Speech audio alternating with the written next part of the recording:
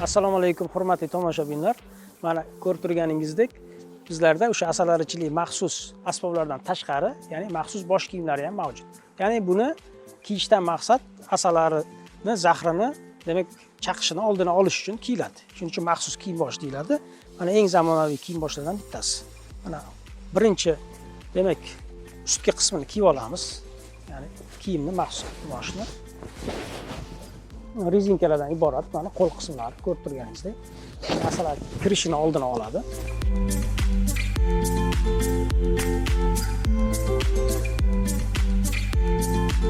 Mana maxsus kiyim bosh ustki qismini kiydik. Mana rezinka, ya'ni ari kirmasligi uchun ishlangan. Mana pastda ham rezinka qismi bor. Mana cho'ntak qismi bor, ya'ni asbob, ya'ni har xil inventarlarni solish uchun, qulay bo'lishi uchun. Mana endi bosh kiyimini kiyamiz.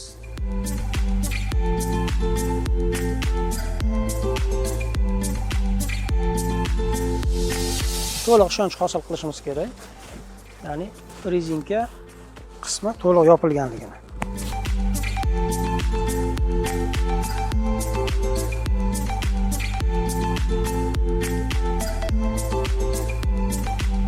Pastdagi dumaloq temiriga aylana dumaloq doira shaklida tikilgan temir bor, halqa. Shu halqani ustiga rezinka demak kiyilishi kerak. Mana shunga ishonch hosil qilib tekshirib olamiz. Orqa qismida ham. Mana bu bosh kiyim atroflarining to'g'ri bo'lishi, buni demak elastiklik bo'lishi qarashda qulay bo'lishi uchun ishlatiladi. Mana hozirgi zamonaviy, eng zamonaviy maxsus kiyimlardan biri. Bu bitta ko'rinish. Mana qulay, qarashimizga qulay. Mana endi qo'lqopini kiyamiz. Ushbu maxsus kiyim boshimizni qo'lqopi ham mavjud mana. Xohlasanglar shu qo'lqoplarni ham kiysanglar bo'ladi. Endi odatda boshlang'ichda kiygan ma'qul. Havaskor asalari sifatida asalarichilik bilan shug'ullanishdan bezib qolmaslik uchun, ya'ni kiygan ma'qul deb biz tavsiya qilamiz. Keyinchalik endi o'zingizlar bilasizlar. Mana bu libos bitta ko'rinishi.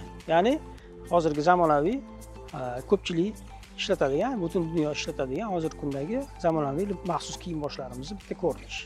Endi yana bir boshqa ko'rinishi bor. Mana buni yechamiz.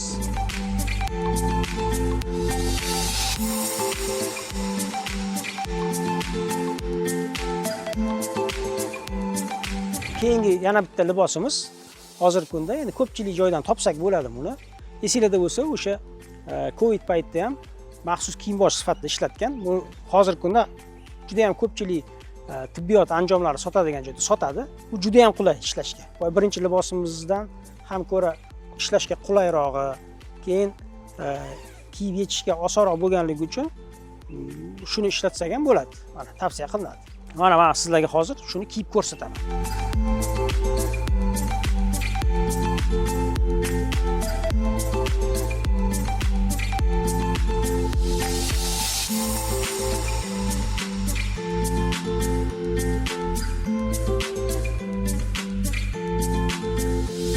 Ham oftobdan himoya bu.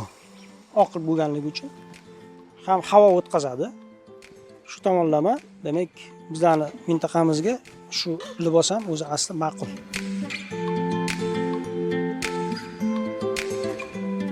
Kiyib bo'ldik. Mana bunda ham rezinkalari bor. Asosiy qismi bizga maxsus libos bo'lishini talabi shu. Asalari kirmasligi kerak, muhimi. Keyin mana bosh qismida ham mana shunaqa qismi bor. Kiysak bo'ladi. Xohlasak kiyamiz bosh qismini. Xohlasak buni o'rniga mana bu ko'rinishda, har xil ko'rinishda mana bosh kiyimlari bor. Mana issiqdan himoyalash uchun, qalinroq, oftob urmasligi uchun. Chunki asalaricha asosan issiq zonalarda ishlaydi, ochiq maydonda. Mana shunaqa ko'rinishdagi bosh kiyimimiz bor.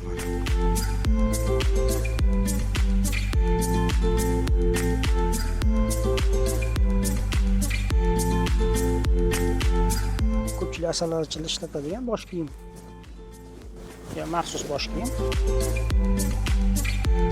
Qarashga qulay bo'ladi.